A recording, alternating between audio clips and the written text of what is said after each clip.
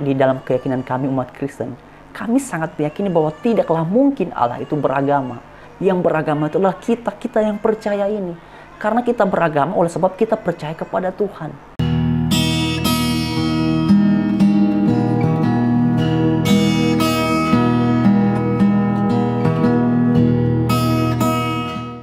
Shalom teman-teman, selamat sore dan selamat beraktivitas. Tuhan Yesus memberkati kita semua.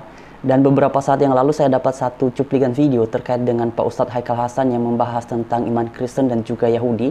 Oleh sebab itu mari kita simak sama-sama dan nantinya akan kita tanggapi. Ya, Taurat kitabnya orang. Taurat kitabnya orang. Taurat kitabnya orang. Taurat kitabnya orang. Jangan ragu-ragu. Lawan Pak Guru Bu Guru yang mengatakan Taurat kitabnya orang Yahudi. Bawa kemari, suruh buka surat Yunus ayat 84 sampai 90. Taurat kitabnya orang Islam yang hidup pada zaman Nabi Musa. Karena Nabi Musa tidak pernah menyiarkan agama Yahudi. Mereka mengklaim Ibrahim itu Yahudi. Mereka mengklaim Ibrahim itu Nasrani. Padahal demi Allah, ya, demi Allah, ya, demi Allah, Allah tidak pernah turunkan agama Yahudi. Allah tidak pernah turunkan agama Nasrani. Nah teman-teman sekalian, itulah cuplikan videonya. Dan menariknya dalam bagian ini, beliau ini Pak Ustadz Haikal Hasan mencoba mengkaji iman Kristen dan juga Yahudi berdasarkan keyakinan agama beliau, yaitu agama Islam. Nah kepada teman-teman saya yang non-Kristen, perlu untuk diketahui bahwa di dalam keyakinan iman kami, agama itu tidak pernah diturunkan oleh Allah sebagaimana dinyatakan dalam Alkitab. Sebab bagi kami orang Kristen, agama itu lahir sebagai manifestasi dari adanya keyakinan ataupun kepercayaan kepada Tuhan. Dan oleh sebab itulah kami meyakini di dalam iman kami orang Kristen, Allah itu juga tidak beragama. Sebab yang beragama itu adalah makhluk yang percaya, yang menyembah kepada Allah. Karena di dalam agama Tuhanlah yang disembah. Itu sebabnya ketika kami disebut beragama Kristen, artinya kami menyembah kepada Tuhan. Dan Tuhan kami tidak beragama Kristen. Karena yang beragama itu adalah kami yang menyembah kepadanya. Jadi itu ya teman-teman. Nah kemudian mengenai klaim beliau bahwa sebenarnya perlu untuk dijelaskan ya bahwa Ibrahim itu atau Abraham itu tidak pernah kami klaim beragama Kristen. Kami percaya bahwa Abraham itu dia beragama Yahudi. Musa juga beragama Yahudi atau Yudaisme. Kami tidak pernah menyebut bahwa mereka itu adalah beragama Kristen. Nah, justru yang menjadi pertanyaan bagi saya di sini adalah bagaimana bisa Pak Ustadz Haikal Hasan membuat sebuah pernyataan ataupun kesimpulan bahwa Taurat itu diperuntukkan untuk Muslim, diperuntukkan untuk mereka yang beragama Islam. Nah, sebagaimana yang teman-teman semua bisa perhatikan di screen, di sini saya sertakan langsung ya supaya kita tidak beropini tapi tanpa bukti. Di sini teman-teman, ini di Wikipedia dituliskan di sini, sejarah Islam adalah peradaban agama Islam yang dimulai dari turunnya wahyu pertama pada tahun 610 yang diturunkan kepada Rasul yang terakhir yaitu Muhammad bin Abdullah di Gua Hira, Arab Saudi sampai dengan sekarang. Kemudian di sini juga dituliskan di sini di indonesia.co.id dikatakan bahwa Nabi Muhammad adalah sosok yang mula-mula memperkenalkan agama Islam kepada Mekah. Jadi kepada Pak Ustadz Haikal Hasan. Di sini tuh dikatakan ini mulanya tahun 610 Masehi. Kristen aja adanya pada abad pertama. Lalu kemudian di sini juga dikatakan bahwa sosok yang pertama atau yang mula-mula memperkenalkan agama Islam itu adalah Nabi Muhammad. Jadi bagaimana bisa lalu kemudian diklaim sebagaimana yang Pak Ustadz sampaikan tadi bahwa Taurat itu diturunkan kepada yang beragama Islam atau kitabnya Islam, orangnya Islam, orang Islam. Nah teman-teman, justru pernyataan seperti ini saya pahaminya ini bagian dari kepanikan ya.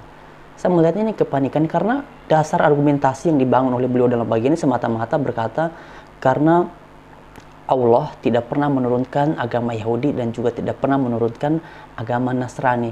Ya memang betul, karena di dalam keyakinan kami orang Kristen, Allah itu tidak beragama. Yang beragama itu adalah manusia yang percaya kepada Allah. Seperti yang saya jelaskan tadi, agama itu lahir sebagai manifestasi dari kepercayaan kepada Allah. Jadi sekali lagi kepada Pak Ustadz Haikal Hasan, bagaimana Anda bisa membuat sebuah kesimpulan ataupun sebuah pernyataan bahwa Taurat itu adalah kitab yang diturunkan kepada orang yang beragama Islam pada zaman Musa. Sedangkan di dalam artikel tadi, dan ini kan pada umumnya sudah diketahui oleh semua orang, bahwa agama Islam itu pertama sekali diperkenalkan oleh Muhammad yang adalah nabi di dalam agama Islam itu sendiri. Jadi bagaimana bisa Anda bisa mengatakan bahwa Taurat itu adalah kitab sucinya orang Islam yang hidup pada zaman Musa? Dan sekali lagi saya ingatkan ya, di dalam keyakinan kami orang Kristen, Allah itu tidak beragama. Karena yang beragama adalah manusia yang menyembah kepada Allah. Jadi memang ketika Pak Ustadz Haikal Hasan menggunakan cara berkeyakinan Anda untuk mengkaji iman kami orang Kristen, itu memang menjadi tidak relevan. Kalau dalam keyakinan Anda ya silakan saja, itu hak-hak Anda. Tetapi dalam bagian ini Pak Ustadz Haikal Hasan, sekali lagi ini pertanyaan saya ini. Saya sangat penasaran sekali mengenai apa yang Bapak sampaikan ini. Bagaimana bisa yang mana agama Islam itu sendiri pertama sekali diperkenalkan oleh Nabi Muhammad, lalu Anda mengatakan bahwa Taurat itu kitab sucinya orang Islam yang hidup pada zaman Musa. Tetapi apapun itu, Anda berhak sih untuk beropini. Bagi saya secara pribadi silakan saja Anda beropini ataupun berpendapat. Tetapi karena ini berkaitan dengan iman kami, ya tentu saja kami punya hak, punya akses untuk menanggapi apa yang Anda sampaikan. Dan karena itu teman-teman sekalian, bagi saya sih ketika ada orang-orang non-Kristen yang membahas tentang kitab suci ataupun tentang iman Kristen, ya silakan saja. Tetapi kita bersyukur akhir-akhir ini justru semakin banyak orang yang pada akhirnya menjadi percaya kepada Tuhan Yesus. Banyak orang yang pada akhirnya mengalami perjumpaan pribadi dengan Tuhan. Misalnya yang viral beberapa hari yang lalu itu adalah Bang Ari Wibowo.